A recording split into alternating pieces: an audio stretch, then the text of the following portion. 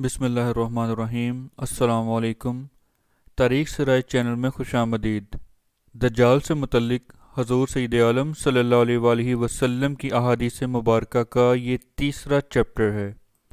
حضرت ابو سعید خدری رضی اللہ تعالیٰ عنہ سے روایت ہے کہ رسول اللہ صلی اللہ علیہ وسلم نے ارشاد فرمایا، دجال نکلے گا، اس کی طرف ایک مسلمان آدمی متوجہ ہوگا۔ دجال کے سپاہی اس کو ملیں گے اور اسے کہیں گے تو کہاں جا رہا ہے؟ تو وہ مسلمان کہے گا، میں اس شخص کی طرف جا رہا ہوں جو نکلا ہے۔ وہ کہیں گے، کیا تو ہمارے رب کے ساتھ ایمان نہیں رکھتا؟ وہ مسلمان کہے گا، ہمارے رب کی صفات میں کوئی پوشیدگی نہیں ہے۔ وہ سپاہی کہیں گے کہ اس کو قتل کر دو۔ ان میں سے بعض سے کہے گا، تمہارے رب نے اس سے منع کیا ہے کہ کسی کو اس کی اجازت کے بغیر قتل کیا جائے۔ وہ اس کو دجال کے پاس پکڑ کر لے جائیں گے۔ جب وہ مومن اس کو دیکھے گا اور کہے گا، یہی وہ دجال ہے جس کے متعلق رسول اللہ صلی اللہ علیہ وآلہ وسلم نے خبر دی تھی۔ دجال اس کے متعلق حکم دے گا کہ اس کو لٹا دو، پھر حکم دے گا پکڑو اور اس کا سر کچل دو۔ اس کی پیٹھ اور پیٹ مار مار کر فراخ کر دیا جائے گا۔ پھر کہے گا، تو میرے ساتھ ایمان نہیں لاتا؟ تو وہ مسلمان جواب دے گا، تو مسیح کذاب ہے۔ دجال کے حکم سے اس کو آرے کے ساتھ چیر دیا جائے گا۔ دجال اس کے دو ٹکڑوں کے درمیان چلے گا، پھر کہے گا، کھڑا ہو۔ وہ سیدھا کھڑا ہو جائے گا۔ دجال پھر اس سے کہے گا، تو میرے ساتھ ایمان لاتا ہے؟ وہ مسلمان جواب دے گا کہ تیرے پہچاننے میں میرا علم و یقین بڑھ گیا ہے۔ پھر وہ مسلمان یہ کہے گا کہ اے لوگو، میرے بعد یہ کسی کے ساتھ ایسا نہیں کر سکے گا۔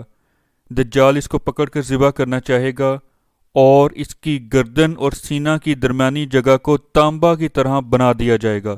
وہ اس کے دونوں ہاتھ اور پاؤں پکڑ کر پھینکے گا اور لوگ یہ سمجھیں گے کہ اس کو اس نے آگ میں پھینکا ہے، حالانکہ وہ جنت میں ڈالا گیا ہے۔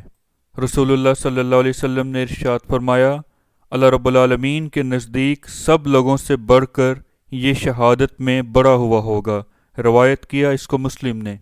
اس حدیث مبارکہ کے آخر میں جو الفاظ آئے ہیں کہ اس کو دجال پکڑ کر آگ میں ڈال دے گا، حالانکہ وہ آگ جنت ہوگی، اس سے متعلق احادیث مبارکہ میں یہ الفاظ پچھلے حصے میں آ چکے ہیں کہ لوگ جس آگ کو آگ سمجھیں گے، در حقیقت وہ آگ نہیں ہوگی بلکہ جنت ہوگی، اور جس کو دجال کی جنت سمجھیں گے وہ در حقیقت جنت نہیں ہوگی بلکہ آگ ہوگی۔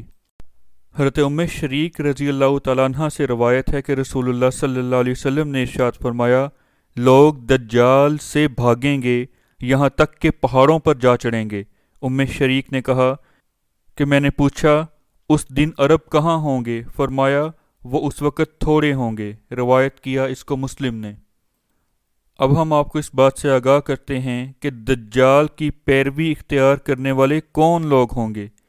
حضرت انس رضی اللہ تعالیٰ عنہ رسول اللہ صلی اللہ علیہ وسلم سے روایت کرتے ہیں کہ 70,000 اصفہان کے یہودی دجال کی پیروی اختیار کر لیں گے، ان پر سیاہ چادریں ہوں گی۔ روایت کیا اس کو مسلم نے۔ یہاں یہ بات قابل توجہ ہے کہ یہود میں سے وہ لوگ جو تورات کو کثرت سے پڑھتے ہیں وہ سیاہ رنگ کا ہی لباس پہنا کرتے ہیں۔ مشکوٰۃ شریف جلد نمبر 3 حدیث مبارکہ نمبر 5242۔ اس سے اگلی حدیث مبارکہ ہے کہ حضرت ابو سعید رضی اللہ تعالیٰ عنہ سے روایت ہے کہ رسول اللہ صلی اللہ علیہ وسلم نے ارشاد فرمایا، دجال آئے گا، اس پر حرام ہے کہ مدینہ کے راستوں میں وہ داخل ہو۔